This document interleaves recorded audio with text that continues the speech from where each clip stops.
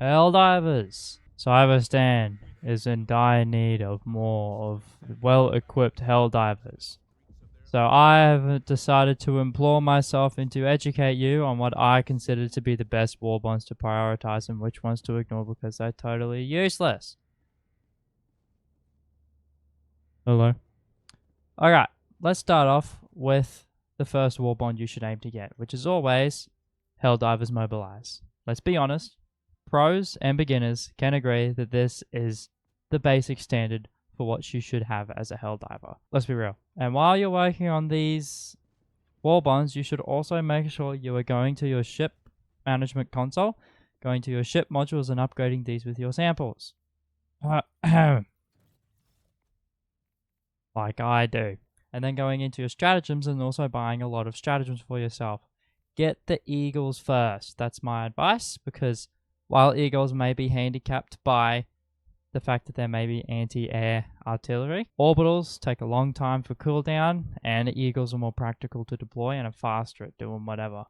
But if you prefer orbitals, like the orbital laser, fair enough. But if you also like Eagles, like the Eagle cluster bomb, that's also fair enough. It's ultimately up to you, but you should also prioritize getting support weapons as well, because they'll be very handy. Alright, moving on to the actual warbonds now. We're starting off with Control Group. The Control Group warbond is by far my favorite warbond ever to exist.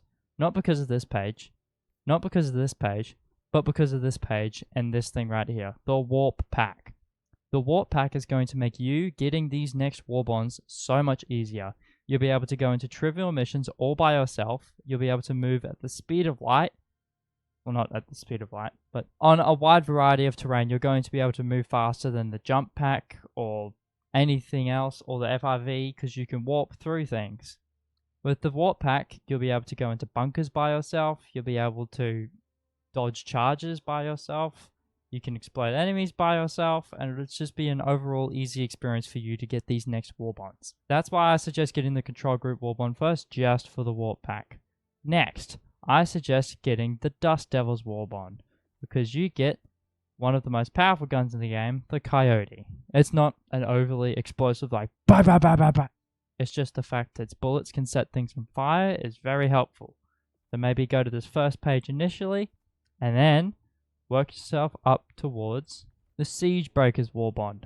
The Siege Breakers warbond has a laser shotgun and a breaching hammer. The breaching hammer can take down factory striders in what I have found to be 6 hits on the legs. And when you're under the legs, basically nothing gets you, so it's very easy.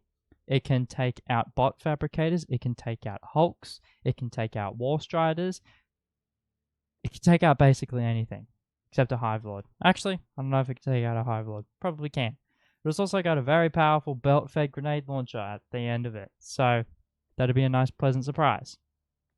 Next, I suggest getting the Servants of Freedom warbond. The Servants of Freedom warbond includes a gun that has unlimited ammunition, but the problem is you get lit on fire. So maybe before that you go and get the Freedom's Flame so you can get that fire-resistant armor. It give you 75% less damage when you're using that infinite ammo. And then work yourself up towards getting the Ultimatum. The Ultimatum has a very powerful thingy on the end of it that does 3,000 damage on contact. It's a very small range on where that 3,000 damage is done, but that damage can kill nearly anything. 2 hits on a factory strider, done. Next, I suggest getting whatever you like, really, because at this stage you'll have a very basic loadout. But I'd prioritize, just before anything else, just a little bit over the top, the Redacted Regiment warbond. Purely because of the C4 at the end. The C4 stratagem is extremely helpful, as it's showing in this video. You run through a fortress, throw little blocks of C4 on everything, and just blow it up, and it's done. You can throw it on cannons, you can throw it on the new Vox machines, you can throw it on anything and it sticks. You can throw it on the end of an FRV and turn it into a portable bomb. Me, the Redacted Regiment warbond, before every other warbond, would be a good choice to do.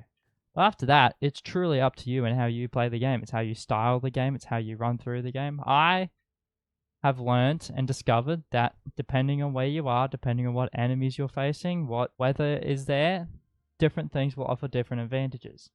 But ultimately, it's up for you to experiment and find your own way of playing.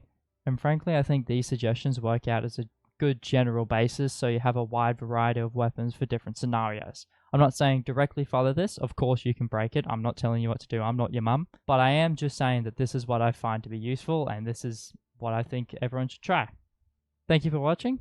Head to the comments and tell me what your suggested Warbonds would be and what your list would look like. Thank you very much for watching, and I'll see you all in the next video.